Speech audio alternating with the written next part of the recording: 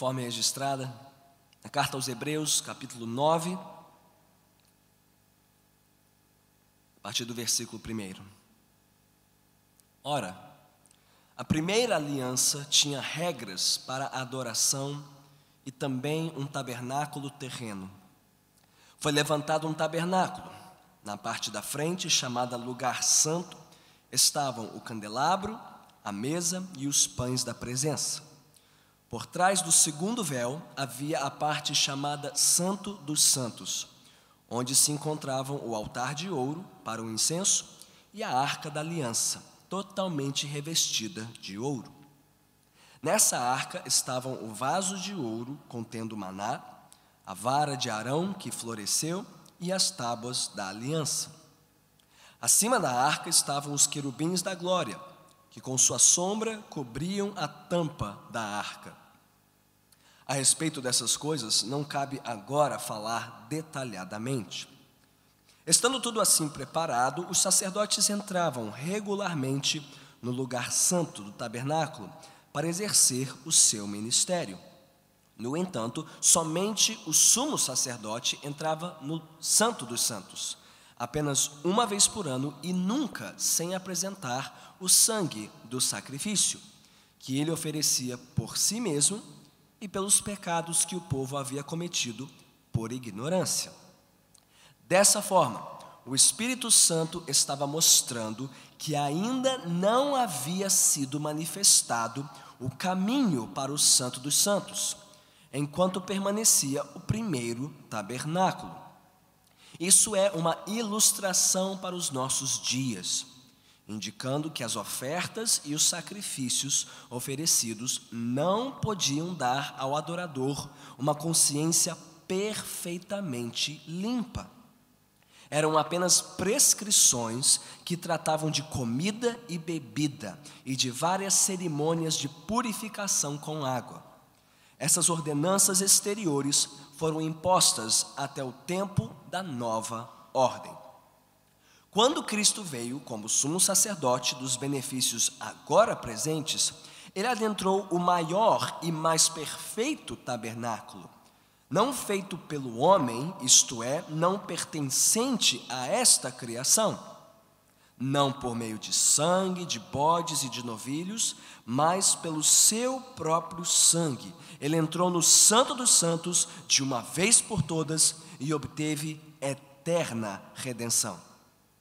Ora, se o sangue de bodes e touros e as cinzas de uma novilha espalhadas sobre os que estão cerimonialmente impuros os santificam, de forma que se tornam exteriormente puros, quanto mais o sangue de Cristo, que pelo Espírito eterno se ofereceu de forma imaculada a Deus, purificará a nossa consciência de atos que levam à morte, para que sirvamos ao Deus vivo.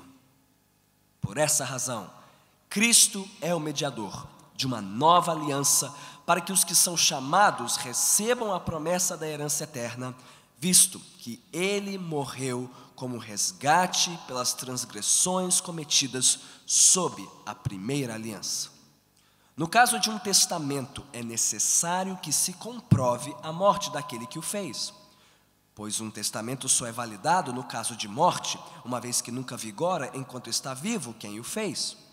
Por isso, nem a primeira aliança foi sancionada sem sangue.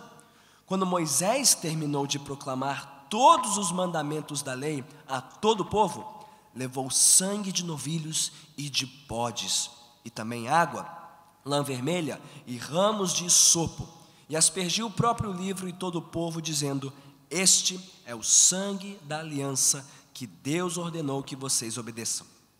Da mesma forma, aspergiu com o sangue o tabernáculo e todos os utensílios das suas cerimônias. De fato, segundo a lei, quase todas as coisas são purificadas com sangue, e sem derramamento de sangue não há perdão. Portanto, era necessário que as cópias das coisas que estão nos céus fossem purificadas com esses sacrifícios, mas as próprias coisas celestiais com sacrifícios superiores. Pois Cristo não entrou em santuário feito por homens, uma simples representação do verdadeiro, ele entrou nos céus para agora se apresentar diante de Deus em nosso favor. Não, porém, para se oferecer repetidas vezes, à semelhança do sumo sacerdote, que entra no Santo dos Santos todos os anos com sangue alheio. Se assim fosse, Cristo precisaria sofrer muitas vezes desde o começo do mundo. Mas agora, ele apareceu uma vez por todas no fim dos tempos para aniquilar o pecado mediante o sacrifício de si mesmo. Da mesma forma, como o homem está destinado a morrer uma só vez e depois disso enfrentar o juízo, assim também Cristo foi oferecido em sacrifício uma única vez, para tirar os pecados de muitos, e aparecerá segunda vez, não para tirar o pecado, mas para trazer salvação aos que o aguardam. Louvado seja o Senhor pela sua santa palavra. Oremos. Glorioso Deus, te bendizemos pela tua palavra, sempre viva, sempre eficaz e também exigente. Exigente, Senhor, para a nossa alma, para o nosso coração e não menos para a nossa mente.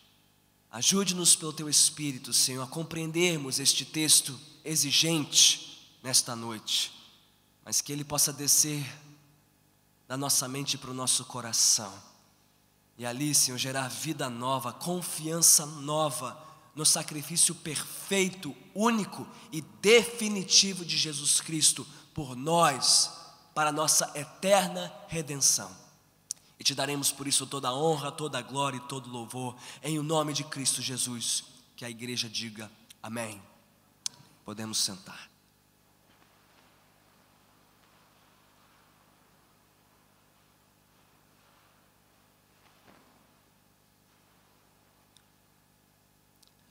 Qual é a regra básica do bom ensino? A regra básica do bom ensino, seja em casa, seja na escola ou na própria igreja, se chama repetição. Quanto mais nós repetirmos as mesmas lições, os mesmos princípios, os mesmos conteúdos, seja com os nossos filhos, com os nossos alunos ou uns com os outros, aqui como igreja, maiores serão as chances de nós retermos, guardarmos e aplicarmos esses princípios em nossas vidas. Pois bem, quando nós abrimos a Bíblia, nós descobrimos que este é um livro cheio de repetições. Há certas frases, certos termos, certos conceitos e até mesmo certas palavras que se repetem vez após vez após vez, geração em geração do povo de Deus. O que nos mostra algo. Quanto mais a Bíblia repete algo, tanto mais atenção nós devemos dar a este conteúdo. Há uma ordem, há uma advertência, há uma promessa repetida na Bíblia. Por que isso é importante? Porque a carta aos Hebreus, este livro que temos estudado de uns meses para cá, é um livro repleto de repetições. E é uma coisa que o autor parece repetir praticamente em todo o capítulo deste livro. Se você tem acompanhado esta série, você já sabe dizer qual é o refrão desta carta? Qual é o bordão aqui que o autor repete vez após vez, após vez, incansavelmente martelando um princípio básico da fé cristã? Espero que você já saiba responder. O refrão é este: Cristo é superior. Cristo é superior, ou Cristo é melhor. Ele é maior do que tudo que nós jamais conhecemos sobre Deus. O autor tem nos mostrado a cada capítulo de que maneira Cristo é maior e melhor do que tudo que sabemos sobre Deus. Nós já vimos como o autor começa a carta dizendo que a revelação de Deus, por meio do seu Filho, Jesus Cristo, é a maior revelação porque é a mais completa e a mais perfeita revelação de Deus em toda a história. É por isso que o autor nos diz que Cristo é maior que os anjos, porque os anjos foram os mediadores da lei, da revelação da lei no Antigo Testamento. Pois bem, Cristo é maior que eles, é maior que os anjos, é maior que Moisés, é maior que Arão, é maior que Abraão, é maior que Levi e os seus descendentes. Mas não só no tocante à revelação de Deus, o que Deus falou, mas também na redenção de Deus, o que Deus fez por meio do seu Filho. E nisso também Cristo é superior a tudo que Deus fez no passado do seu povo, na história do Antigo Testamento. Cristo é um sacerdote superior aos levitas. Vimos na semana passada que Cristo é o mediador de uma aliança superior à antiga aliança. E o que veremos hoje no capítulo 9 é mais uma peça do quebra-cabeça, mais um tijolinho na edificação do argumento de Hebreus. Neste capítulo, o autor nos mostra como Cristo ofereceu um sacrifício melhor, num santuário melhor que os levitas do Antigo Testamento. Se eles serviram num santuário na terra com sacrifícios de animais, Cristo serviu num santuário maior, celestial, com sacrifício de si mesmo.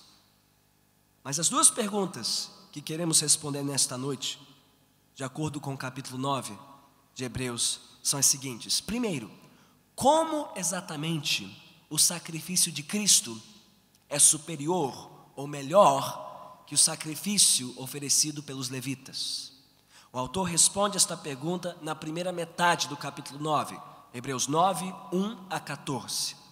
E na segunda metade, os versículos 15 a 28, ele responde uma segunda pergunta: quais são as repercussões práticas do sacrifício superior de Cristo para aqueles que creem nele?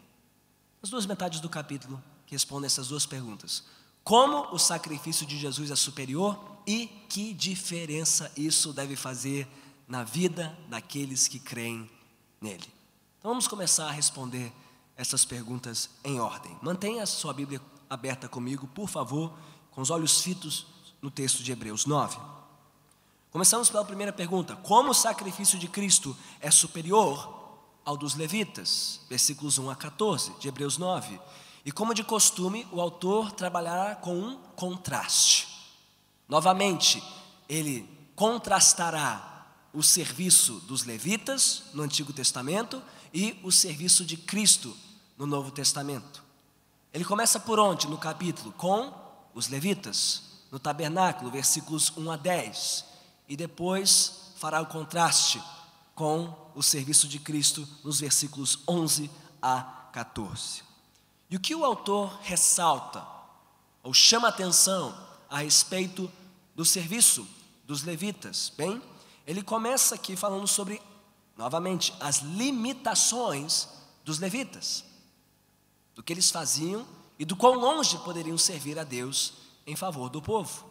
Ele começa aqui com um pano de fundo, ok? Vamos visualizar isso, porque a linguagem é bem gráfica, ok?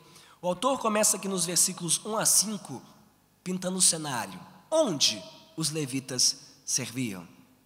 E ele fala sobre o quê? O tabernáculo. Bem, se você não tem nenhuma familiaridade com as escrituras, talvez você não saiba o que é o tabernáculo. O tabernáculo foi uma espécie de tenda que Moisés edificou por ordem de Deus, em obediência a Deus, quando o povo estava de saída, o povo de Israel estava de saída do Egito para a terra prometida. E antes que tivessem se estabelecido na terra prometida, e antes que houvesse um templo fixo em Jerusalém, onde o povo cultuava, ora num lugar central de culto, uma tenda móvel, que era desmontável, né, e remontada cada vez que o povo de Israel avançava na sua peregrinação no deserto. Bem, o autor descreve para nós um pouquinho desta tenda de encontro, desta tenda de culto, chamada tabernáculo, e ele chama a atenção para a disposição desta tenda. Ele diz que esta tenda poderia ser dividida em duas partes principais, uma parte anterior e outra posterior. A primeira parte se chamava Santo Lugar, e a segunda, separada por um véu, se chamava Santo dos Santos. O autor chama atenção aqui para os objetos edificados por Moisés, construídos por Moisés e pelos levitas, que ornamentavam esta tenda. Ele fala sobre o candelabro e a mesa dos pães da presença, que ficava onde? Na parte anterior do tabernáculo, né? Como se fosse uma antessala, a primeira parte, né? Onde somente os levitas entravam. Mas, passado o segundo véu, ele diz que havia outros objetos no santo lugar, onde somente o sumo sacerdote, o chefe dos sacerdotes, podia entrar uma vez por ano. E ali ele tinha o quê? Ele fala sobre o altar de incenso, que na verdade ficava antes do segundo véu. O autor coloca isso atrás do segundo véu, e não está errado nisso, ele está apenas associando o altar aqui à parte mais importante do tabernáculo, né? Que era o quê? A arca da aliança, a representação visível do trono de Deus no meio do povo de Israel. Uma arca revestida de ouro com uma tampa onde era aspergido sangue uma vez por ano para purificar o povo de Israel, né? Simbolicamente, onde havia querubins, essas representações de anjos, e também demais objetos que compunham a arca. O autor aqui fala sobre o vaso de ouro contendo maná, a vara florescida de Arão, as tábuas da aliança, e talvez você se pergunte, por que o autor fala tudo isso? Bem, ele só está compondo o cenário, gente, porque o propósito principal da passagem não é falar sobre esses objetos. Eu adoraria gastar o resto da noite aqui só falando sobre o tabernáculo, como cada peça, né, desse tabernáculo apontava para Cristo. Mas olha o que o autor diz no versículo 5, como ele termina, né, a descrição do cenário do tabernáculo. Ele diz: a respeito dessas coisas, não cabe agora falar detalhadamente. O que ele está dizendo? Olha, eu poderia falar muito mais sobre isso, há muitas coisas importantes a falar sobre isso, mas esse não é o ponto principal. Eu não quero tirar o foco de vocês do principal, e o principal não era o tabernáculo em si, mas o que acontecia lá dentro. Então, passada essa descrição do cenário do culto de Israel, ele vai para o mais importante, versículos 6 e 7. Quem fazia o quê e onde? Ele diz que naquela antessala do tabernáculo, chamada Santo Lugar, ministravam quem? Os sacerdotes, versículo 6. Exercendo o seu ministério, mantendo o candelabro aceso continuamente e repondo os pães da presença naquela mesa lateral. Mas o mais importante, ele ressalta no versículo 7, que é a entrada uma vez por ano do sumo sacerdote. O único autorizado para atravessar o segundo véu, se apresentar no Santíssimo Lugar, no Santo dos Santos, perante a Arca da Aliança, para oferecer sacrifício por si e por todo o povo. Pastor, e eu com isso? O que tudo isso tem a me ensinar? Deixe que o autor aos Hebreus diga, no versículo 8, o que Deus estava ensinando o seu povo por meio destas coisas? Que havia duas grandes limitações com o tabernáculo. Que limitações são essas? Primeiro, uma limitação de acesso. Não pense no tabernáculo como você pensa no santuário aqui onde estamos reunidos, onde qualquer um pode entrar e sair. Não. O próprio desenho do tabernáculo, com véus, com partes restritas, mostrava que não havia acesso irrestrito à presença de Deus. A maior parte do povo ficava no pátio do lado de fora do tabernáculo. Só alguns poucos levitas poderiam entrar no santo lugar e um único sacerdote, o sumo sacerdote, podia entrar no Santo dos Santos. Diz o autor, no versículo 8, que tudo isso foi orquestrado por Deus. E o Espírito Santo estava mostrando que o caminho definitivo, o acesso irrestrito à presença de Deus ainda não havia sido revelado. Primeira limitação, de acesso. Segunda limitação básica do tabernáculo está lá no versículo 9. Não só limitação de acesso, mas de purificação. Os sacrifícios oferecidos pelos sacerdotes e pelo sumo sacerdote, diz o versículo 9, eles eram incapazes de dar ao adorador uma consciência perfeitamente limpa. Isso faz lembrar, embora não seja a mesma coisa, o que estava acontecendo na Europa do século XVI, quando explodiu a Reforma Protestante. Qual foi uma das principais críticas dos reformadores ao culto prestado pela Igreja Católica Romana? Eles criticavam a igreja no seguinte sentido, que todo aquele ritual romano, né, de missas, de confissões, de penitências, perpetuava na cabeça de um frequentador da igreja que ele nunca teria perdão pleno dos seus pecados. Que por mais que ele se esforçasse em romarias, peregrinações, orações, confissões, ele nunca seria capaz de aplacar a ira de Deus. E para isso existia purgatório. Ora, um dos que fez isso com maior zelo foi Martinho Lutero, homem que de tanto confessar os seus pecados ao seu mentor, teve que ouvir do seu mentor: Lutero, venha me procurar quando você tiver algo de fato para confessar. Tamanha a sensação de culpa que Lutero tinha por causa do seu pecado, em não conseguir se livrar do fardo do seu pecado.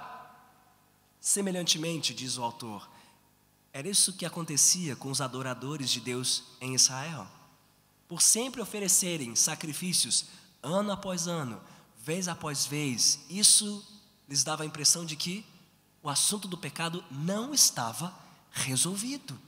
Deus tinha orquestrado aquele culto a ele, para ensinar ao povo que aquela não era a solução final para os seus pecados. E essa é a conclusão que o autor tira no versículo 10. Tudo isso que Deus orquestrou no tabernáculo com os sacerdotes era o quê? Era um arranjo provisório e passageiro. Ou para usar um par de palavras que o autor já usou no capítulo 8, tudo isso era uma cópia e sombra. A sombra aponta para um objeto que projeta a sombra, mas a sombra não substitui este objeto. A cópia aponta para o original, mas não equivale ao original, nem substitui o original. Assim também, diz o autor, o que Deus estabeleceu ali no tabernáculo era apenas cópia e sombra de algo melhor por vir. O que é isso? O autor diz nos versículos 11 a 14. Depois de ter tratado das limitações do tabernáculo, ele fala sobre as perfeições de Cristo. E aqui vou me valer da observação genial de um pastor galês chamado Stuart Olyott. Se você nunca ouviu falar deste bom velhinho galês, você tem que conhecer seus livros, suas pregações. Mas num comentário sobre Hebreus e sobre esta passagem específica, Stuart Olyott ele faz o seguinte contraste. E o seguinte: nesses primeiros versículos, versículos 1 a 10, o autor enumera 6 objetos principais: tabernáculo, candelabro, a mesa, o segundo véu, o altar de incenso e a arca da aliança, com seus demais objetos acessórios. 6 objetos, mas que não davam acesso à presença de Deus. Mas agora nos versículos 11 a 14 nós temos 7 conquistas de Cristo e pleno acesso a Deus. Que 7 conquistas são essas?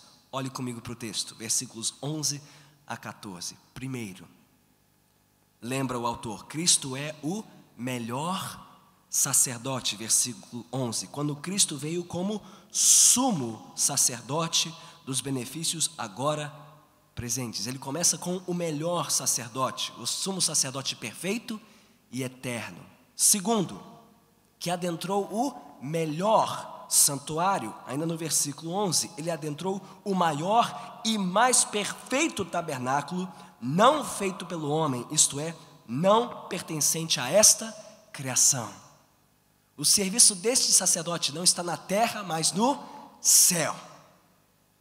Terceiro, ele ofereceu o melhor sacrifício, versículo 12. Não por meio de sangue de bodes e novilhos, mas pelo seu próprio sangue. Quarta coisa, ele foi lá nos representar por um método melhor, ainda no versículo 12. Ele entrou no Santo dos Santos de uma vez por todas e obteve eterna redenção. Um método melhor. Ele entrou uma vez por todas e não repetidas vezes, para, quinto, nos alcançar em nosso favor uma bênção melhor, ainda no versículo 12, uma redenção eterna e não apenas parcial e provisória.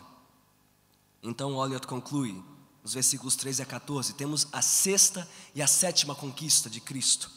Cristo vem nos trazer uma garantia melhor, que é a remoção definitiva e interna da culpa do pecado, e não só a limpeza externa do pecador. Para, em sétimo lugar, alcançar um resultado melhor. E qual é o resultado melhor? Acesso livre, acesso perfeito, definitivo para a presença de Deus e uma consciência limpa. O que os sacerdotes não alcançaram no Antigo Testamento, no tabernáculo, Cristo alcançou pelo melhor sacrifício, no melhor santuário. Acesso irrestrito e perdão perfeito, consciência limpa para servirmos a Deus para sempre. O que tudo isso nos ensina? Pelo menos duas coisas. Quantos aqui, novamente, já pararam para apreciar como é maravilhosa a sabedoria de Deus na história? Como Deus orquestrou as coisas tão perfeitamente, tão minuciosamente, a fim de preparar o caminho para a chegada do Redentor. Tem muita gente que diz, não, nós estamos na graça, não estamos debaixo da lei, eu sou um leitor do Novo Testamento e não do Antigo Testamento. Que perda!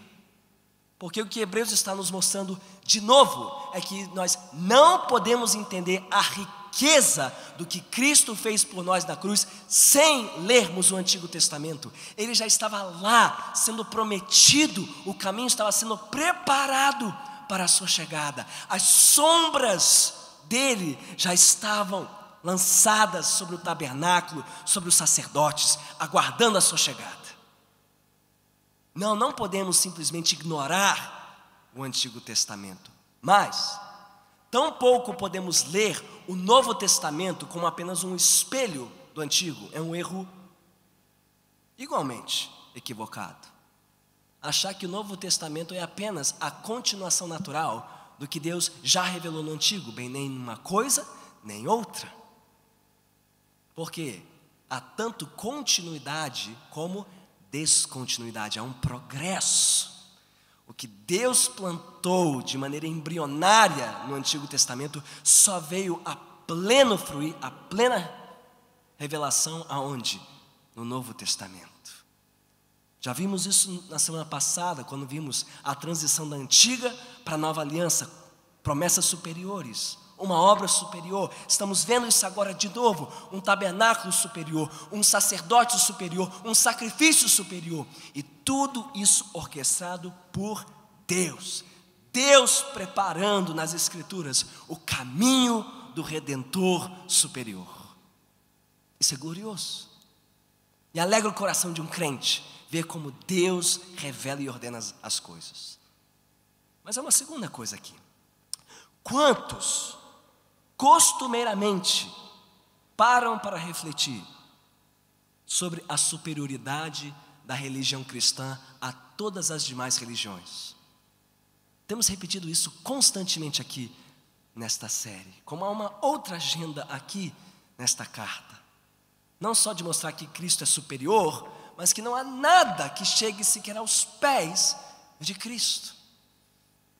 As pessoas deste mundo se maravilham com as outras religiões, não? Seus templos, seus prédios, suas tradições, suas promessas, sua sofisticação, não? E olhando por um olhar puramente humano, é de se admirar o que as outras religiões já fizeram, o que já conquistaram, o que já construíram, como cativam a imaginação religiosa dos homens. Mas há um grande diferencial aqui. Tudo que os homens fazem para tentar chegar à presença de Deus, eles não conseguem realizar, porque só existe uma religião que consegue levar o homem de volta para a presença do Pai. É Cristo, é o cristianismo. Essa é a diferença. Qualquer outra religião tentará religar, é daí que vem o termo religião, religar o homem a Deus, e nenhuma delas consegue, porque só Cristo nos religa ao nosso Criador. Essa é a grande diferença. Ele adentrou o maior santuário, ele ofereceu o melhor sacrifício, ele pode nos levar de volta ao Pai e nos dar uma consciência limpa. O islamismo não faz isso. Nem o judaísmo, nem o budismo, nenhum outro isso. Só o cristianismo fala do acesso pleno ao nosso Pai. E é disso que o autor quer nos lembrar de novo no restante do capítulo. Vamos olhar para a segunda metade de Hebreus 9. Já vimos então a comparação, o contraste, como Cristo é superior. A segunda pergunta que ele responde nos versículos 15 a 28 é: bem, quais são as repercussões práticas deste sacrifício superior de Cristo para os que creem nele? E de novo eu vou me valer das excelentes observações de Stuart Olyott. Ele nos mostra aqui 3 repercussões práticas direcionadas à vida do crente. Uma repercussão passada, uma repercussão presente e outra repercussão futura. Acompanhe comigo no texto estas 3 repercussões. A primeira está nos versículos 15 a 22. E o autor está direcionando o nosso olhar para onde? Para trás, para o passado, para o que Cristo já fez. E o que ele já fez, ele morreu, versículo 15. Por essa razão, Cristo é o mediador de uma nova aliança, para que os que são chamados recebam a promessa da herança eterna, visto que ele morreu como resgate pelas transgressões cometidas sob a primeira aliança. Em outras palavras, diz o autor, quando nós olhamos para trás, para o passado, para a morte de Cristo, nós vemos que Cristo veio executar a nova aliança em favor daqueles que o aguardavam, que o esperavam. Isso é muito importante, porque mostra que nunca existiram 2 caminhos de salvação, 2 maneiras de ser salvo. Não, as pessoas do Antigo Testamento eram salvas pela lei, e nós agora, a partir do Novo Testamento, somos salvos pela graça. Não, diz o autor, foi sempre pela graça, e foi sempre pela confiança num sacrifício superior. Os antigos, diz o versículo 15, os que cometeram as transgressões sobre a primeira aliança, eles aguardavam o quê? O sacrifício superior. Vendo as sombras, eles aguardavam aquele que estava por vir. E quando Cristo veio e morreu, ele morreu por aqueles que o aguardavam e por nós também, que esperamos nele, confiamos nele para a nossa herança eterna. Então, nos versículos 16 a 22, ele destrincha isso um pouquinho melhor, fazendo uma comparação com um testamento, versículos 16 e 17, usando uma imagem que é comum a nós. Ora, quando alguém redige um testamento, quando é que esse testamento passa a vigorar? Somente com o falecimento desta pessoa. Antes que esta pessoa faleça, ela pode mudar e rever os termos do testamento quanto ela quiser, mas uma vez morta, não. O testamento tem que ser executado.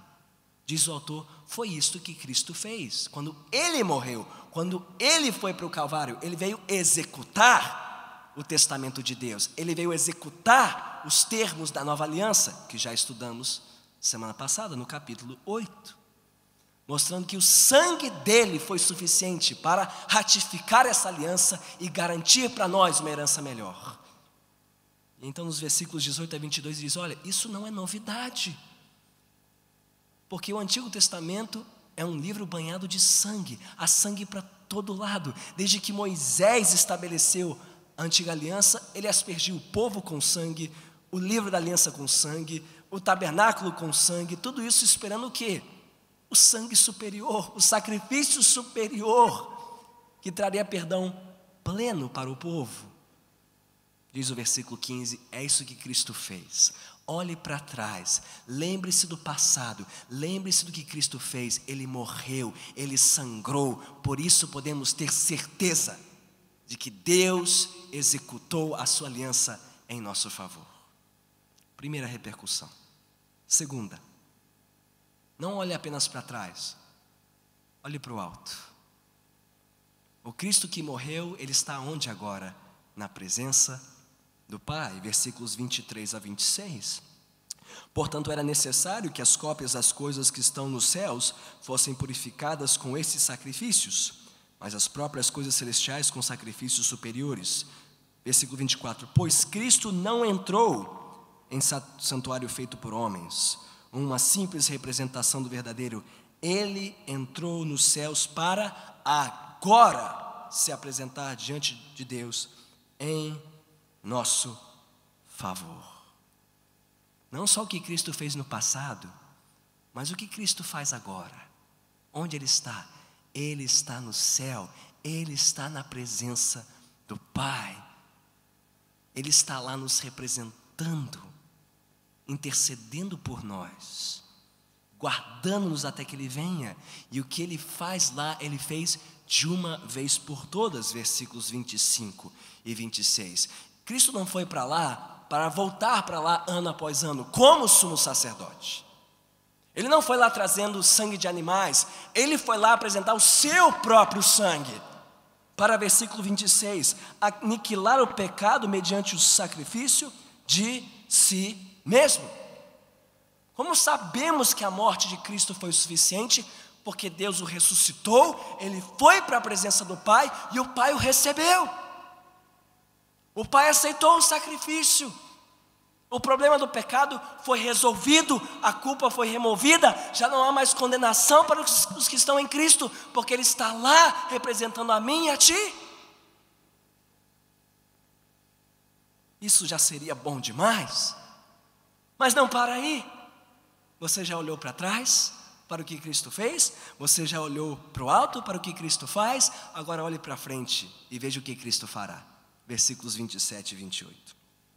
Da mesma forma, como o homem está destinado a morrer uma só vez e depois disso enfrentar o juízo, assim também Cristo foi oferecido em sacrifício uma única vez, para tirar os pecados de muitos, e aparecerá a segunda vez, não para tirar o pecado, mas para trazer salvação aos que o aguardam. Aquele que veio uma vez e voltou para o Pai é o mesmo que voltará. O que apareceu uma primeira vez virá uma segunda vez, mas não mais para resolver o problema do pecado, já foi resolvido. Ele virá para resgatar, reunir aqueles que já confiaram e confiam no seu sacrifício, para serem recebidos para sempre na presença do Pai. Então você já olhou para trás, para o que Cristo fez? Você já olhou para o alto, para o que Cristo faz? E agora você pode olhar para frente, para o que Cristo fará, e você pode ver como é maravilhosa, como é melhor e superior a obra de Cristo em nosso favor. Porque tudo que nós já fizemos, toda a nossa culpa passada, Cristo já resolveu no Calvário. Todos os nossos pecados atuais, todas as nossas culpas atuais e todos os tropeços que ainda teremos, Cristo já está resolvendo na presença do Pai. E tudo que ainda nos aguarda daqui até o porvir, Cristo sabe e garantirá a nossa chegada lá pela sua graça. A obra é completa.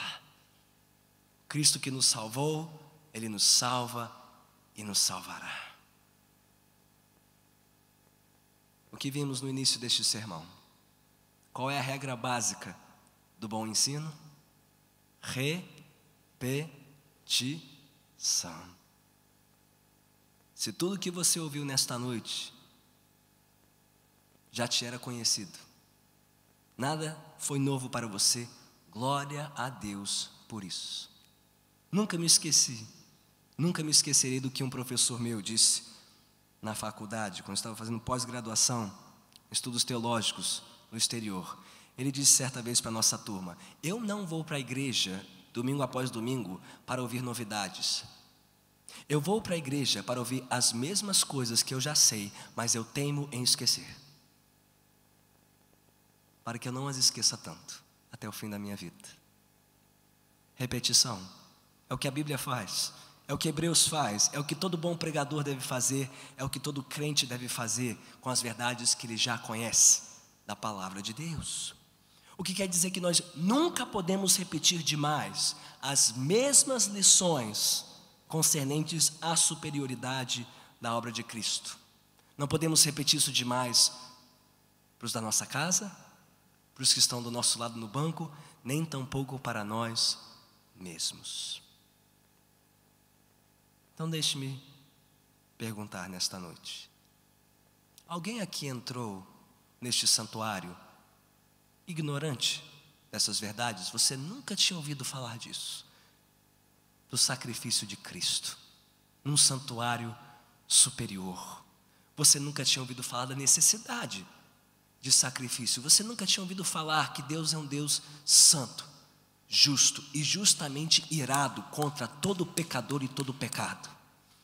Que Deus, em sua justa ira, pronunciou uma sentença de condenação eterna contra todos nós miseráveis pecadores, que todos nós somos devedores dele e que não existe outra maneira de ser absolvido desta sentença senão pelo sacrifício perfeito, único e definitivo do sangue do Cordeiro. Se você nunca ouviu esta verdade, entrou ignorante desta verdade aqui nesta noite, saiba que Deus te ordena que você se arrependa da sua ignorância, creia na sua justiça, se arrependa dos seus pecados e entregue a sua vida a Jesus. Porque um dia você estará lá, perante Ele. Não sou eu que digo isso, é Hebreus 9, 27. Da mesma forma como compete ao homem morrer uma única vez e enfrentar o juízo. Não tem reencarnação, não tem segunda chance, não tem purgatório. É agora e nunca mais. E você não sabe nem o dia nem a hora do seu encontro com o seu Criador. Se você nunca fez as pazes com esse Criador, nunca se rendeu ao juiz, nunca se arrependeu dos seus pecados, hoje Deus te chama: arrependa-se. Renda-se a Cristo, creia no seu sacrifício para a salvação da sua alma, porque nenhum outro caminho te levará à presença eterna dele. Só Cristo salva, e essa é a mais pura verdade. Mas talvez você não tenha chegado aqui ignorante dessas verdades, pelo contrário, você já as conhece muito bem. Mas talvez você tenha chegado aqui por demais confiante no seu entendimento dessas verdades, por demais confiante na sua fé e nas suas boas obras. Porque, meus irmãos, o coração humano é enganoso e nós precisamos de muito pouco para nos acharmos muito mais do que nós somos. É o nosso coração enganoso que nos leva a olhar para um lado e para o outro e dizer: eu não sou tão ruim quanto essas pessoas que montaram aquela barragem no interior de Minas, subornaram alguns fiscais e agora arrasaram com a ecologia do nosso país. Eu não sou tão ruim quanto aqueles políticos que aceitaram esses subornos. Eu não sou tão ruim quanto esses que sonegam, roubam, matam. Eu devo ser uma pessoa boa. Eu sou um bom pai, eu sou uma boa mãe, eu sou o pagador dos meus impostos, eu sou um bom trabalhador, eu sou um bom cidadão. Deus deve me querer muito bem.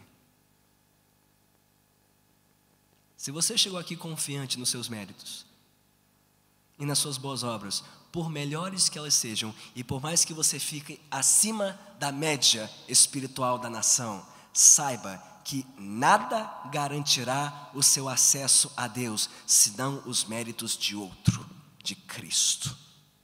Se você está confiante de que a sua performance moral e religiosa é suficiente para te levar para o céu, você está redondamente enganado.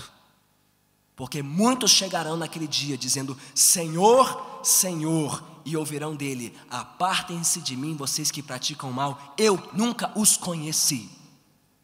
Porque ninguém chegará perante o juiz para ser absolvido pelas suas boas obras. Quantos capítulos leu da Bíblia todo dia, se guardou o domingo ou não, se foi um bom pagador de impostos, um bom pai, um bom marido, um bom filho.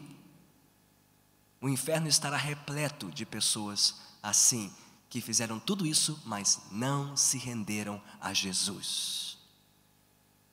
Por melhores que as pessoas possam ser, sem Jesus, ninguém é bom o suficiente para entrar no céu sem Cristo.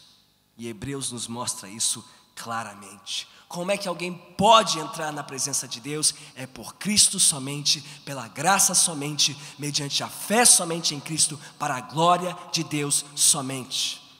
É necessário que seja somente pelas obras de Cristo, senão nós poderíamos nos vangloriar perante o juiz. Deus assim orquestrou a nossa salvação para que todos cheguem lá dizendo que não foi pelo nosso mérito. Por mais importantes que sejam as boas obras, ninguém será salvo pelas suas obras. É por Cristo somente. Então, se você está muito confiante na sua performance religiosa, sua reputação moral, arrependa-se. Porque só Cristo salva a sua alma. Só rendendo-se a Cristo, você pode ter livre acesso ao Pai e consciência limpa. Mas talvez você não se encaixe nem em um grupo nem em outro. Nem dos ignorantes e nem nos confiantes. Talvez o seu problema seja outro. E bem diferente.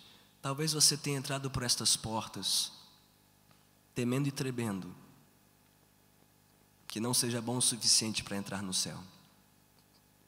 Aflito pelos seus pecados, angustiado por já estar na igreja anos, ano após ano, lutando contra os mesmos pecados, os mesmos vícios, tropeçando nos mesmos erros e não conseguindo se livrar deles. Pois bem, eu creio na graça de Deus para te transformar e te libertar desses pecados, mas antes disso, eu creio na graça de Deus para te livrar da culpa desses pecados. Porque você não chegará lá pelos seus méritos, mas somente pelos méritos de Cristo. Se o acusador da sua alma tem apontado o seu dedo contra o seu coração, te acusando de hipócrita, imerecedor da graça de Deus, então hoje Cristo te chama a descansar nele. Não, você não tem lido a Bíblia o suficiente. Não, você não tem orado o suficiente, nem você nem eu. Você não tem ficado à altura da majestade, da santidade do Redentor. Nenhum de nós aqui, mas não é isso que nos salva. Só Cristo salva, só Cristo salva. Nunca se esqueça disso, nunca pare de repetir para a sua alma: só Cristo salva. E se o diabo vier te acusar, responda como Lutero: diz, diabo, eu já sei o que eu sou um miserável pecador, mas me diga algo novo, me diga quem Cristo é. Ele é meu Salvador, Ele é meu Redentor, e é pelos méritos dEle que eu posso me achegar ao Pai. Diga para o diabo o que ele não está te dizendo. Cristo salva, só Cristo salva, só Cristo salva. Repita comigo: só Cristo salva, só Cristo salva, só Cristo salva. Porque Ele é superior. Ele é o sacerdote superior, de uma aliança superior, que adentrou um santuário superior e ofereceu um sacrifício superior. É por isso que podemos ser salvos. E é por isso que podemos descansar no Salvador. Se a sua alma entrou por essas portas nesta noite, cansada e angustiada na luta contra o pecado, descanse no Salvador. E lembre-se, só Cristo salva. Vamos orar.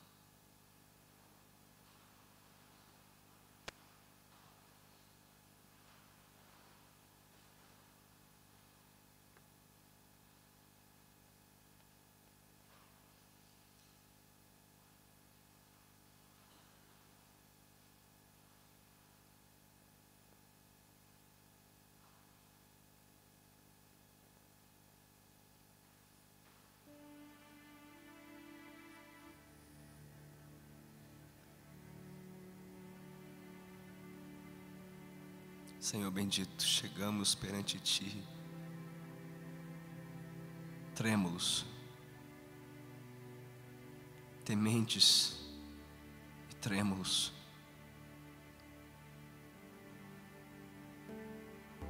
porque Tu sabes quem nós somos. Não somos nada daquilo que pensamos ser. Somos muito menos do que pensamos sobre nós mesmos. Tua palavra nos lembra quem nós somos pecadores, merecedores somente do Teu castigo, da Tua condenação eterna. Quem pode permanecer de pé diante da Tua glória sem nenhum de nós?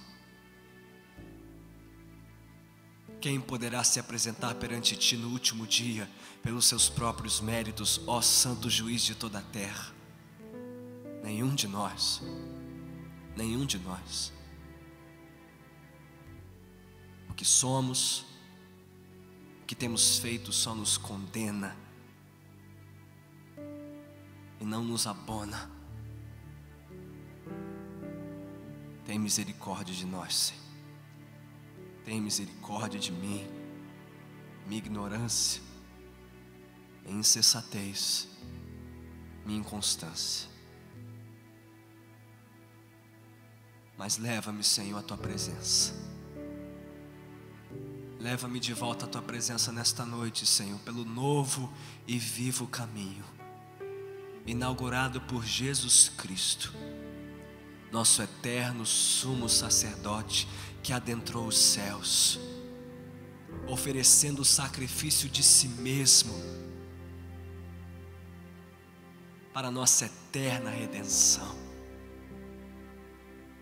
para que não mais fôssemos escravos de uma consciência culpada, mas recebêssemos pela Tua graça uma consciência perfeitamente limpa. Pela graça somos salvos, mediante a fé em Cristo somos salvos, para a glória do Senhor nós somos salvos, somente, Senhor, somente. Ó Senhor, vem trazer consolo a esta alma aflita e sobrecarregada. Vem trazer perdão a cada alma aflita e sobrecarregada neste lugar, pela culpa e a condenação dos seus pecados. Que hoje lancemos os nossos fardos aos pés do Calvário, aos pés do Redentor, e recebamos dele graça e misericórdia. Lembrando que aquele que morreu é o mesmo que está agora à Tua direita intercedendo por nós, e que um dia voltará para reunir os salvos na Tua presença para todo sempre. Ó Senhor, não permita que nos esqueçamos disso jamais, do que Cristo fez, do que Cristo faz, do que Cristo fará. E ajude-nos a descansar na promessa da herança eterna, Cristo em nós, a esperança da glória. A Ele seja toda a glória, toda a honra e todo o louvor para todo sempre.